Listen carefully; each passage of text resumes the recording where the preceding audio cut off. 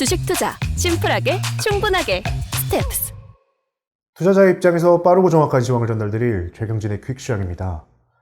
월요일, 화요일 정말 절망적이었는데 오늘 반등이 나왔습니다. 어떠셨나요? 네, 오늘은 로또 1등이 됐다고 하니까 아무도 안 믿네요.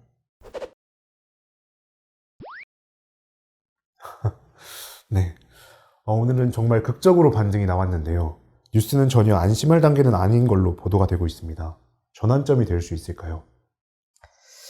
전환점이 될 수 있을지는 지금 어제 미국 시장 오른 거랑 우리나라 시장 오른 것만 가지고 판단하기는 조금 어렵다라고. 왜냐하면 철수 정황이 안 보인다라는 거죠. 네. 어저께 제가 힌트를 줘야 된다, 정치인들이 힌트를 줘야 된다 그랬는데 러시아에서 바로 힌트를 줬어요. 근데 이것 봐라 하는 식으로 16일이라고 했더니 15일 날 철수를 얘기를 했어요. 근데 마침 독일 총리하고 회담을 했는데 하고 나서 이제 푸틴이 관련돼서 또 얘기를 했고, 그 전에 뭐 댓글에 있었지만 제가 이거 방송을 하기 전에는 그 뉴스가 안 나왔는데 5시 반 정도에 러시아가 일부 그 병력을 훈련을 마치고 철수를 시작했다. 외무장관이 나와서 그런 얘기를 했고, 푸틴이 정상회담 뒤에 그걸 다시 한번 확인하는 얘기를 했습니다. 근데 영국 총리는 그 벨라루스에 야전병원을 지었기 때문에 침공 가능성이 높다고 또 주장을 했고, 바이든도 믿을 수 없다. 지금 그 침공 가능성은 여전히 높다. 철수 그거 정황이 보이지 않는다. 뭐 이런 얘기를 했어요. 그러니까 또 20일 얘기를 또 하는데, 20일이 이제 베이징 올림픽이 끝나는 날이잖아요. 네. 그래서 이제 베이징 올림픽 끝나면 할 수 있지 않겠느냐, 뭐 이런 얘기를 하는데, 지금 현재로서는 조금 그럴 가능성은 조금 줄어들지 않았을까. 근데 푸틴이 완전히 철수하는 게 아니고 일단 외교적인 협상은 계속 하겠는데, 지금 주장하는 거라든지 우크라이나의 주장이라든지 이런 거는 아직 변한 건 없다. 근데 독일 총리가 좋은 신호다, 뭐 이런 얘기는 했어요. 네. 그것 때문에 일단 올랐고, 미국 시장 같은 경우도 다우존스나 S&P 500 지수 차트를 보면 이평선에 딱 걸려 있어요. 5일선에. 네. 못 넘는다는 거죠. 아직까지는 불확실하다. 네. 이렇게 보면 되는데, 나스닥은 넘었어요. 나스닥.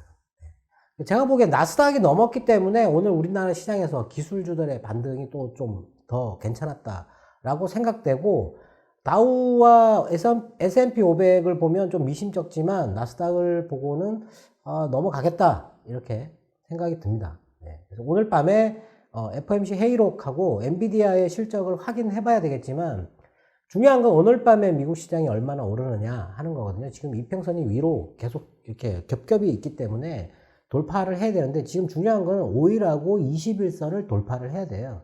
그거를 돌파해서 안착을 해야 되거든요. 네. 그렇게 하지 않을까, 네, 그렇게 보여집니다.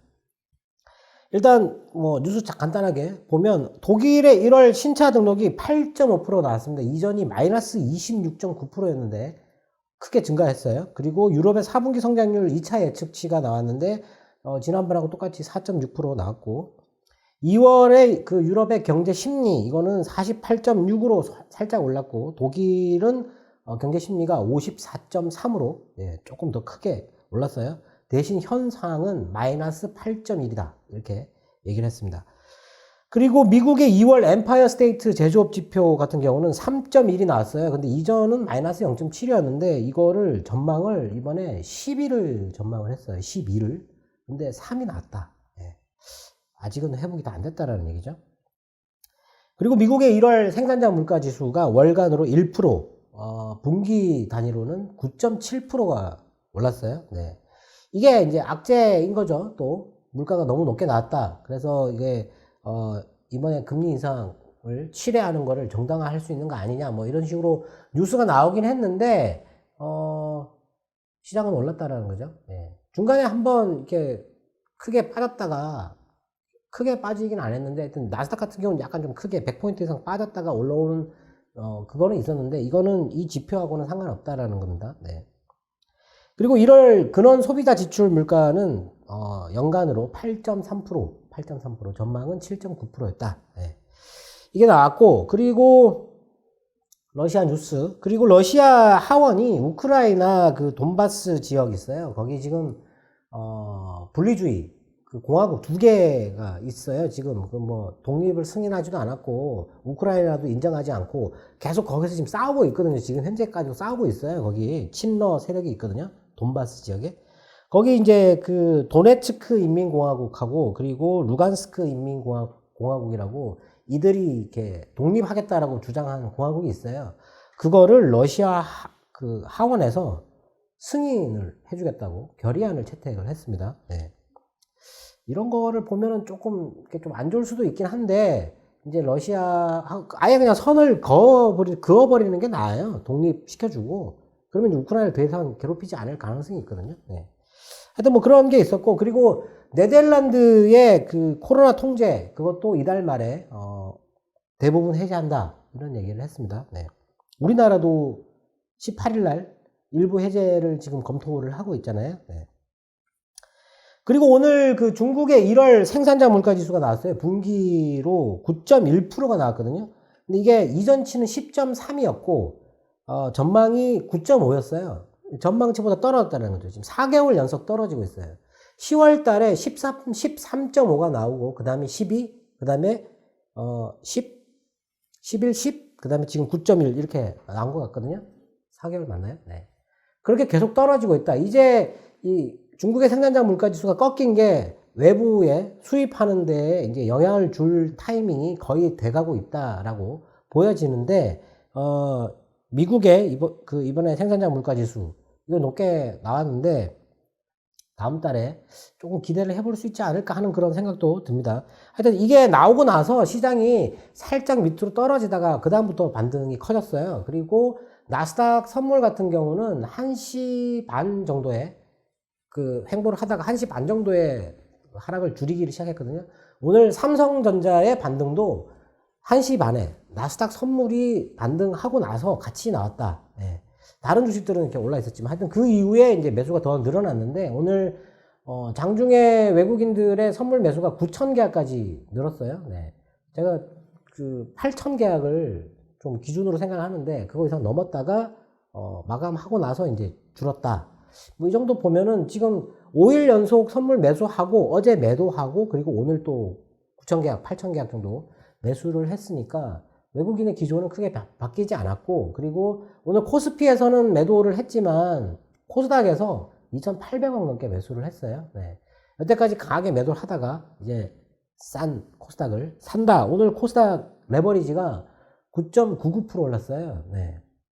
코스닥 종목이 이 레버리지보다 작게 올랐어요. 네. 레버리지가 엄청나게 많이 올랐다. 네. 그랬고, 그리고 중국의 인민은행 총재가 올해 부양적 통화 정책 기조를 유지해야 한다 이런 얘기를 했어요. 네. 경제 성장률이 작년에 8.1이 나왔는데 올해 한 5.2 정도로 떨어지니까 중요한 부분 그리고 약한 부분의 지원을 계속 해야 된다 이런 얘기를 했거든요. 그리고 러시아가 철수를 했더니 미국 태평양 공군 사령관이 중국이 이 우크라이나 사태를 가지고 도발적 행동에 나설 수 있다라고 경고를 했어요. 네. 미국은 지금 계속 이런 거를 자극하고 있는 거죠, 지금, 현재. 네. 영국도 지금 뭐 야전병원 얘기하면서 얘기하는 게 그 총리가 파티 그것 때문에 지금 궁지에 몰려 있잖아요. 네. 불만을 외부로 돌려야 되는 거고, 뭐 미국 같은 경우는 지금 내부적 불만이 상당히 높다. 지지율이 너무 많이 떨어져 있는 상태니까 돌려야 되는데 러시아가 갑자기 철수를 한다니까 붙잡는 겁니다. 예, 가지 말라고. 예. 좀 안타까운 거죠. 그리고 연준의 지금 연준 이사들을 이렇게 이사하고 임원들 지명하고 있는데 그거에 대해서 공화당이 레스킨이라고 하는 그 분에 대해서 강력하게 반대를 하고 나섰어요. 이분이 이제 2010년도, 2014년까지 그때 연준 위원도 했었거든요. 연준 총재도 했었는데 이 사람이 은행 감독 감독 부분에 부의장으로 지금 현재 지명된 상태인데 석유화학 기업에 대해서 지원하는 걸 강하게 반대를 했어요. 근데 이번에 청문회 할 때는 뭐 지원해주겠다라는 식으로 또 얘기를 했어요. 그리고 뭐 권력을 남용했다 이런 걸 트집을 잡아가지고 지금 강력하게 반대를 하고 있는데 하여튼 뭐 이런 게 좀 진통 사항이 있다. 예, 이건 뭐 시장에 중요하진 않고 하여튼 뭐 이런 뉴스들이 있었는데 가장 중요한 거는 뭐 우크라이나 사태인 것 같고 베이징 올림픽 중에 공격을 할 거다라고 주장을 했는데 갑자기 철수를 한다고 얘기를 했죠. 뭐 베이징 올림픽이 끝나고 이번 주잖아요. 이번 주 주말이잖아요. 그래서 이번 주가 고비가 되지 않을까라고 생각되는데 어제는 상당히 안 좋은 기술적 차트 모양을 하고 있다가 오늘 돌리긴 했어요. 돌리긴 했는데 이평선에 그대로 부딪혔다. 사실 오늘 우리나라 지수도 그 5일선이 이렇게 많이 떨어져 있는 상태이거든요. 못 넘을 거라고 생각했고 그리고 2724포인트인가 그래요. 예, 그래서 그걸 못 넘을 거라고 예상을 했는데 오늘 넘었어요. 넘었는데 제가 20일 이평선을 넘어야 된다고 말씀드렸는데 지금은 또 20일 이평선이 별로 중요하지 않다. 왜냐하면 이게 너무 많이 떨어져 있어요. 그러니까 며칠 전만 하더라도 2820, 2810에 있었는데 지금 2756에 있어요. 예. 지금 뭐가 중요하냐면 떨어지기 시작하기 전 바로 그 고점 있지 않습니까? 2788이에요. 그거를 넘느냐 안 넘느냐 그게 더 중요합니다. 그러니까 2756은 당장 넘어갈 거라는 거죠. 넘어가는데 그 떨어지기 밀리기 직전의 고점, 왜냐하면 이게 계단식 하락을 넘어서려면 그 전 계단 위를 뚫고 올라가 줘야 되거든요. 기술적으로 그렇다는 겁니다. 그래서 20일 평선은 당연히 넘어간다라고 지금 생각하고, 왜냐하면 너무 많이 떨어졌기 때문에 이게 넘어가거든요. 넘어가는데 전 고점을 넘어갈 수 있느냐, 그게 지금 중요하다. 그리고 개별적인 뭐 뉴스 같은 경우는 UMC 그 대만의 파운드리 회사, 그 회사가 중국의 공장 직원이 코로나 걸려가지고 일시 중단, 가동 중단했어요. 이게 이 회사가 지금 거기서 만들어내는 게 8인치 웨이퍼거든요. 네, 파운드리. 요거 지금 뭐 또 수급 불균형 뭐 이런 얘기가 또 나오고 있는데 뭐 코로나로 인한 거기 때문에 뭐 그렇게 타격이 크진 않을 것 같고. 그리고 유럽에서 60억 유로 위성통신 시스템 지원 구축하는 거, 그거 계획을 제안을 했어요. 위성통신. 오늘 그 한국항공우주가 위성 그 영상 전송 관련돼서 합작법인 하나 만들어 가지고 이제 투자한다 이런 얘기가 있었거든요. 영상 전송 기술을 우리나라에서 독보적으로 갖고 있는 회사가 제노코예요. 오늘 제노코가 많이 올랐거든요. 예. 뭐 물론 다른 것도 다 그만큼 올랐는데 많이 오르긴 했는데 하여튼 그런 게 있었다. 때마침 유럽에 이런 뉴스가 있었고, 최근에 5G 부품 관련돼서 업체 솔리드라는 회사를 그 증권사에서 계속 추천을 하고 있어요. 근데 어제 그 분위기가 좋았던 게, 제가 이노와이어리스 추천 종목, 관심 종목에 이노와이어리스를 말씀을 드렸는데 그 종목도 지금 현재 좀 움직임이 괜찮다. 5일선을 바로 뚫고 올라갔어요. 네. 그리고 뉴욕 증권거래소가 NFT 거래소를 설립하겠다고 얘기를 했어요. 네. 그리고 자체 브랜드 가상화폐를 추진하겠다 이런 얘기를 했거든요. 네. 뭐 오픈시 같은 그런 거래소를 만들겠다라는 건데, NFT 관련된 주들이 오늘 많이 올랐잖아요. 네. 이런 쪽도 괜찮을 것 같다. 그리고 디즈니가 메타버스 관련돼서 임원을 지명을 했다. 그 사람이 해야 될 일이 물리적 세계와 디지털 세계를 연결하는 것을 할 거다 이런 얘기를 했거든요. 근데 구체적인 내용은 언급을 하지 않았는데 디즈니가 이제 메타버스에 진출한다. 네. 상당히 강한 경쟁자가 나타나는 거죠. 네. 그리고 TSMC가 일본에 투자 그 반도체 공장 짓는 거를 증액을 한다고, 1조 8천억 정도 증액한다고 그랬는데, 덴소라는 회사가 거기에다가 400억 엔을 투자한다, 합류하겠다 뭐 이런 식으로 또 얘기를 했어요. 네. 이런 기업들 간에 이런 거는 또 호재가 또 좀 있었다. 예. 오늘 분위기는 좋았는데 우리나라 시장 같은 경우는 나스닥의 영향을 받아서 5일선을 쉽게 뚫었다고 하기엔 좀 그런데, 오늘 계속 오전 오후 걸쳐가지고 횡보했던 그 지수가 2724예요. 5일선이거든요. 예. 그걸 못 넘는 거죠. 못 넘다가 갑자기 넘었거든요. 예. 나스닥처럼 넘었어요. 그래서 지금 그거 어느 정도 불확실성은 좀 해소되지 않았을까 싶기도 하고, 전환할 수 있다. 엔비디아의 실적이 나올 거기 때문에 거기에 대해서 조금 기대를 해야 되지 않을까. 네. 아무도 믿지 않는데 네, 시장은 믿고 있습니다. 네. 오늘 밤 나올 연준 회의록에 따라 시장이 달라질 것 같은데요. 어느 방향으로 보고 있어야 할까요? 일단 이런 지금은 뭐 예측을 하기가 좀 어려운데, 근데 연준 회의록이라는 거는 많은 사람들의 회의를 한 내용이잖아요. 지금 제임스 블라드가 주장하는 거는 소수 의견일 가능성이 있어요. 그렇다 그러면 회의록은 지금 현재 연준 의원들이 각자 인터뷰에서 주장하는 거와는 조금 완화된 그런 내용이지 않을까라고 생각할 수 있고, 뭐 제 생각엔 그런 생각이 드는데, 그리고 이제 시장이 어떻게 생각하고 있느냐가 중요하거든요. 근데 보통 많은 분들은 시장의 흐름을 그렇게 중요하게 생각하지 않는데, 시장은 다 알고 있습니다. 다 계획이 있고 다 알고 있습니다. 시장의 IQ가 2만이 넘는다는 그런 속설도 있어요. 시장은 상당히 똑똑하고 우리를 훨씬 뛰어넘는 생각을 하고 있다. 시장의 움직임, 그러니까 이평선에 부딪히거나 뚫고 올라가거나 뭐 그런 거래량이라든지 그런 거를 보면 이 다음에 나올 재료가 무엇인지 어느 정도 예측을 할 수 있지 않을까 싶은데, 지금 오늘 밤에 이제 중요한 이슈가 있다라는 거죠. 그게 긍정적이지 않을까. 제가 보기에는 그렇다라고 생각되는데, 안 좋았다가 이제 완전히 전환시킬 수 있는 그런 전환점에 와 있다. 이번 주가 저는 사실 고비라고 생각하고 있거든요. 이번 주에만 큰일이 없으면 넘어갈 수 있다라고 생각합니다. 오늘 이 주식들을 볼 때, 지난번에 그랬는데 제가 5일선을 넘는 주식이 거의 없다고, 반등이 나왔는데 5일선을 넘어가는 주식이 거의 없다고 제가 말씀드렸잖아요. 오늘도 거의 없어요. 거의 없는데 오늘은 넘어가는 주식들이 몇 개가 있었습니다. 딱 걸려 있는 거. 지금 나스닥이 살짝 넘었잖아요. 우리나라 지수가 살짝 넘었지 않습니까? 그래서 딱 걸려 있는 거. 삼성전자. 걸려 있어요. 그리고 삼성전기, 하이닉스 이런 게 걸려 있어요.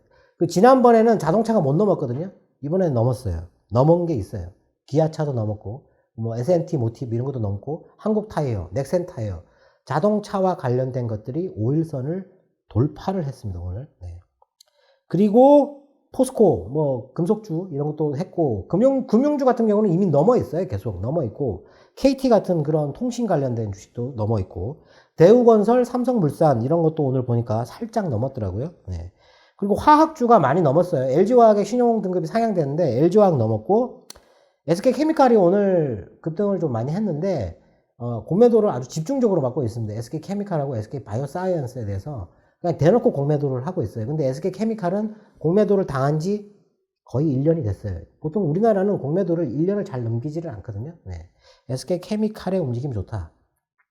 그리고 하나솔루션도 넘었고, 효성 트리오, 효성 첨단소재, 효성화학, 효성 TNC 다 넘었어요. 그리고 효성화학이 제일 움직임이 제일 좋습니다. 그리고 유통주도 이미 넘어 있죠. 신세계 인터, 현대백화점도 실적이 좋았으니까 넘었고, 호텔신라도 넘었어요. 그리고 클리오도 오늘 실적이 나왔는데 작년 실적이 127억 정도 될 거라고 생각했는데 138억이 나왔어요. 그래서 올랐거든요. 하여튼 그런 것들도 올랐다. 그리고 반도체 소재 관련돼서 TCK, 그리고 원익 QNC, 그리고 하나머티리얼즈 뭐 그런 것들 넘었어요. 반도체 장비주 관련돼서는 그렇게 많이 넘지는 못했다. 근데 DB하이텍 같은 경우는 올랐다가 내려왔는데 DB하이텍보다는 지금 원익 IPS, PSK가 오늘 많이 올랐잖아요. 그런 주식들이 더 강하다. 그리고 APTC를 물어보셨는데, APTC는 참 실적이 이번에 엄청나게 높게 나왔죠. 거의 지금 그 회사의 실적 증가 속도가 100%씩 이렇게 막 증가하고 있어요. 그러면 주가가 어마어마하게 올라 있어야 되거든요. 근데 지금 실적이 거의 600억인데 시총이 4천억이에요. 너무 싸다. 이런 주식들은, 성장률이 이 정도 되는 주식들은 이 실적 대비해가지고 2배로 평가받아야 되거든요. APTC는 설명하기 어렵다. 지난번에 이렇게 급락을 할 때가 있었어요. 그때 어떤 기관이 팔았다라는 거죠. 대량으로. 근데 APTC는 제가 볼 때 식각 장비를 만드는 회사인데, 이 회사는 거의 전량이 하이닉스 쪽입니다. 하이닉스 쪽. 근데 이쪽이 만드는 그 식각 장비의 이 점유율이 외국계, 일본이나 미국에 있는 회사들이 거의 90%를 차지하고 있어요. 거의 독식하고 있거든요. 거기에서 경쟁력은 조금 떨어지긴 하는데, 최근 트렌드를 따라가고 2020년도 4월 달에는 금속막 식각 장비를 또 만들어가지고 공급을 하고 있어요. 잘 따라가고 있다. 그렇기 때문에 이 회사는 좋게 봐야 된다라고 생각되고, 그리고 뭐 LB 세미콘 이런 것도 오늘 뚫고 살짝 올라왔고, 네, 뭐 실적 발표 오늘 나왔던 거 유니셈도 나왔고, 네, 그런 실적이 좋은 회사들은 뚫고 올라간다. GST 이런 것들 있지 않습니까? 네. 그리고 포스코 케미칼이 살짝 넘었어요. 그 2차 전지 장비 소재 이런 쪽은 포스코 케미칼하고, 그리고 LNF가 오늘 호재를 달아가지고 테슬라의 또 직납 또 얘기 나왔어요. 네. 심심하면 나오는 얘기죠, 그게. 네. 5일선을 살짝 넘었어요. 포스코 케미칼의 시총이 지금 현재 9조까지 떨어졌는데, 에코프로 BM이 8조, 그리고 LNF가 6조 5천억 정도? 네. 거의 비슷해지고 있어요. 근데 포스코 케미칼이 이렇게까지 떨어질 이유는 없지 않겠느냐. 네. 그렇게 생각되고, 오늘 급등한 종목이 있었죠. 그 A프로라고, 2차 전지 그 활성화 장비를 만드는 회사. 그게 오늘 미국에 200억 정도 수주했다 그래가지고, 네. 상한가를 갔죠. 그리고, 에코 마케팅, 그것도 회사가 오늘 20% 이상 뛰었고, 일진 파워 같은 경우도 오늘 10% 이상 뛰었잖아요. 네. 그런 주식도 오늘 많이 올랐고, 그리고 뭐, 위메이드나 컴투스 홀딩스 이런 주식들도 오늘 많이 올랐다. 그리고 베셀이라고 하는 회사가 오늘 또 상한가를 갔는데, 무인 항공기 24일 날 공개를 한다고 하네요, 이제. 네. 근데 지금 자기들이 밝힌 재원은 현재 나와 있는 무인 항공기보다 상당히 좋다. 네. 상한가를 갔는데, 얼마 전에 거래가 정지됐었잖아요. 네. 조금 아쉬운 부분이죠. 오늘 뭐 이렇고, 지금 그 이제 실적이 거의 다 나오고 있는데, 이제 실적이 마무리가 될 거거든요. 네, 되면 오늘 계양전기도 그 횡령 사건이 있었어요. 네. 기업들 주식 투자할 때 가장 불안하게 생각하는 게 횡령 배임이거든요. 횡령 배임은 사실 알 수가 없어요. 그럼 누가 횡령하고 이제 그걸 어떻게 압니까? 모르거든요. 근데 지금 지금 이 실적 발표하는 거 있지 않습니까? 이때 좀 주의해야 될 게 있어요. 예. 적자가 연속으로 돼가지고 관리 종목에 지정되냐 안 되냐 이런 거를 좀 이제 구분을 해야 되거든요. 그래서 이거를 제가 며칠 전부터 계속 이거를 말씀드리려고 했는데, 이번 주에 타이밍을 못 잡았는데, 오늘 말씀을 드리면 빠르게 얘기할게요. 종목이 많거든요. 네.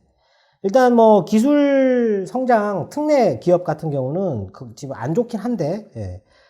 코스피를 제외하고 원풍물산, 리더스 코스메틱, 릭스 솔루션, 그리고 한창 바이오텍, UIL, 중앙 D&M, 그리고 AD칩스, 체리브로, 제넨바이오, D&T, 에디슨 EV, 그리고 FNC 엔터, SL 바이오닉스, 그리고 아스타 이런 게 있고, 그리고 법인세 차감전 사업 손실률 50% 이상 2회예요. 예, 조심해야 되는데, 예림당, 베셀, 디딤, DYD, H&B 디자인, 그리고 아스타 이게 있고요. 그리고 매출액 30억 미달 가능성이 있는 종목, 이게 모두투어, 노랑풍선, 신라젠, TNL 바이오펩, 앞타바이오, 딥노이드, 뷰노 이게 있고요.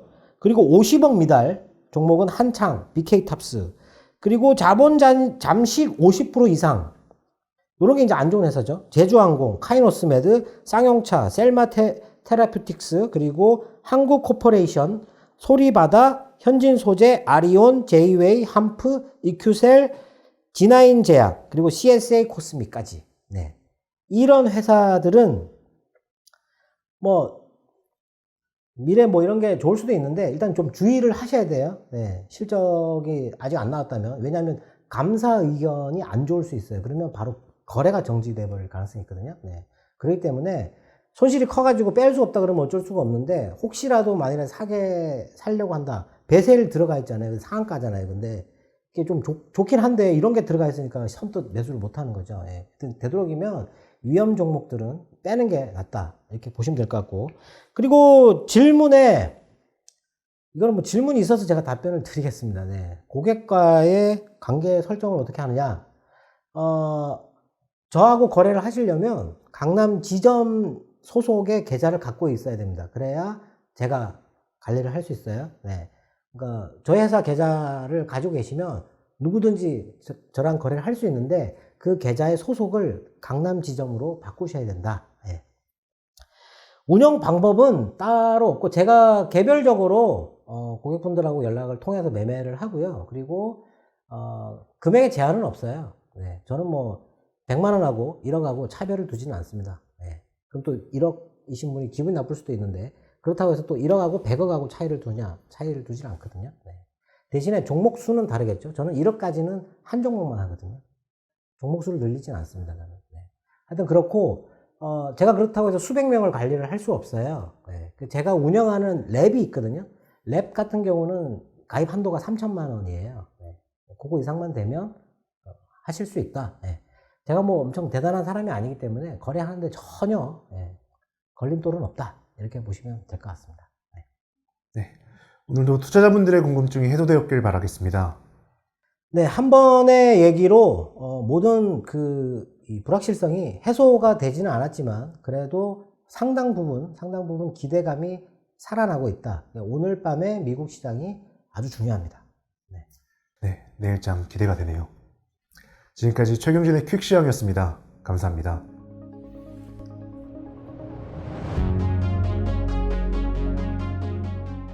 녀석들 잠도 안 자고 계속 움직이네. 노는 달러 없이 24시간 열일 중. 스텝스.